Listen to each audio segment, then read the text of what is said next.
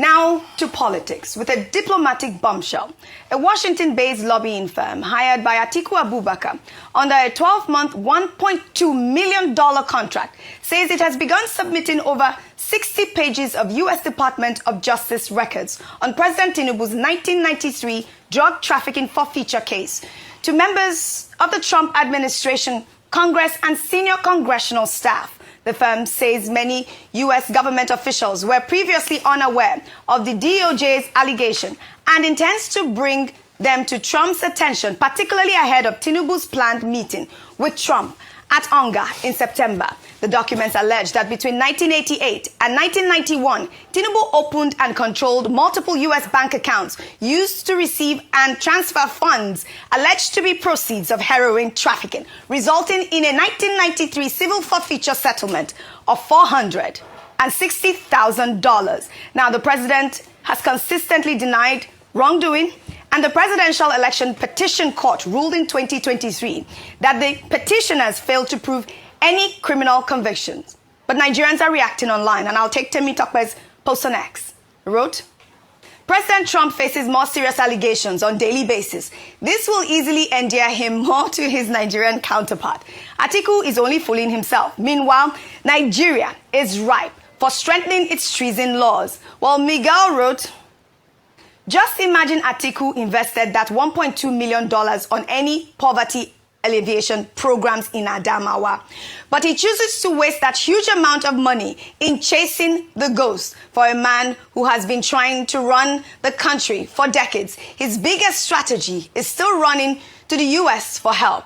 He expects a whole superpower to drop their global issues just to read a 30-year-old civil court case file.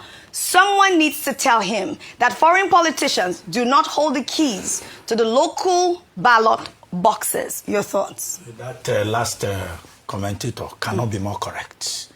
Now, we have been in this issue, this red herring of civil forfeiture, this and that, every election cycle. I think it started as far back as shortly after the 1999 election, when President Bola Tinubu became the governor of Lagos State.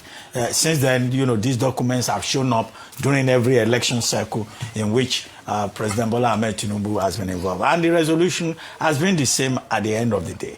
The most recent being the 2023 general elections in Nigeria, when petitioners, I think it was Mr. Obi at the time, went to the Presidential Election Petition Court to say that President Bola Tinubu, as candidate of the APC, should have been disqualified because he had a matter in the United States. This is the same thing that the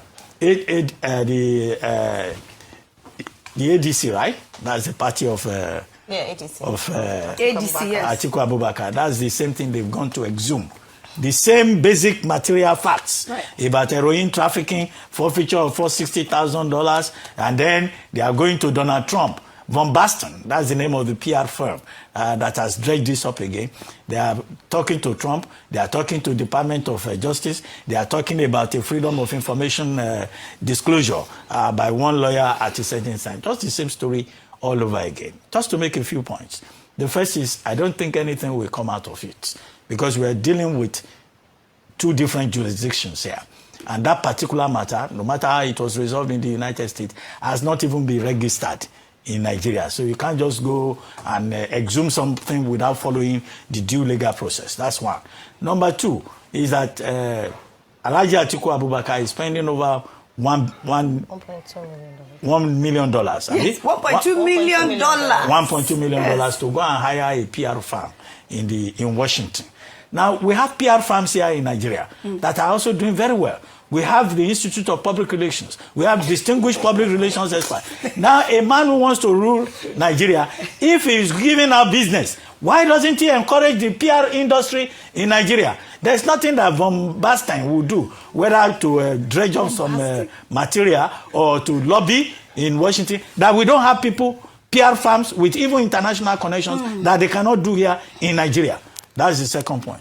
The third point here is that people are saying Trump should take a decision on Nigeria, it's not Trump that will come and determine the outcome of 2027 election. And I think that it's some kind of unpatriotic pitch to think that, oh, if you blackmail a candidate in the Nigerian election, then Donald Trump will step in and say, this is what I want in Nigeria.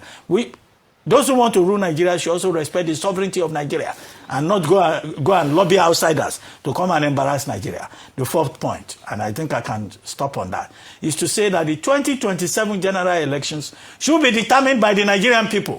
Whatever material fact anybody wants to protest, whatever present, whatever campaign anybody wants to push, let them do it here in a very competent and robust manner, and let the Nigerian people be given the opportunity to make an informed choice. Right. Nobody should dictate to Nigerians.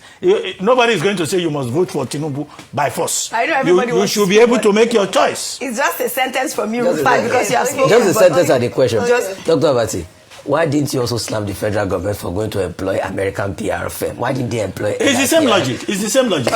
We have a PR industry here that is thriving. Go ahead. We have experts. We have experts. I'm sure you all know some PR experts here. We need to do a balance review. Just quickly. Going to waste public funds and good resources. I do think he has a right. He's within his rights to pursue this matter, and I do think that this matter of the forfeiture, like Dr. I said, has come up a number of times. Criminal convention. Yes, it wasn't, but it's just the way that and the low level of expectations when it comes to leadership recruitment that we have that will sweep things like this under the carpet. All right. In any country, you would want to pursue it to the last. However, having said that, as a patriotic Nigerian this morning, I do think that we have to get to a point. I mean, I was talking about aid the other day. They said, no aid. I say we should not collect aid, but any small matter like this, to go and report to President Trump. Somebody comes to go and report to President Trump. Wait. So, what he's saying is that what he wants to do is, from what I see, is to cause embarrassment, especially because President Tinubu in 2 years is going to UNGA and would meet with President Trump. But he did the same in the 2023 yes, but it wasn't fruitful. So he knows he will not be fruitful. He got to the Supreme Court. But what I'm saying is that this is not just about Tinubu. It is the office of the president, and he represents every single Nigerian. Okay. My concern with this is that in pursuing political interest, do not drag the whole country into disrepute. Unfortunately, or whatever reason, he is the sitting president, and whatever we think we want to embarrass one man, it is a gross embarrassment to the nation of Nigeria. And I don't think that we should carry every matter and go to the United States in this neo-colonialism to come and intervene and say, oh, do this. No, we're giving too much power to the United States at this point. Well, Trump should go and solve his trade problems with Mexico and government Canada. And leave Nigeria alone. It's the same thing. All right. Your government said lobby. No, that's collaboration. Wait now. Which collaboration? Collaboration call. Collabo. Surprising me, 'cause I know, see my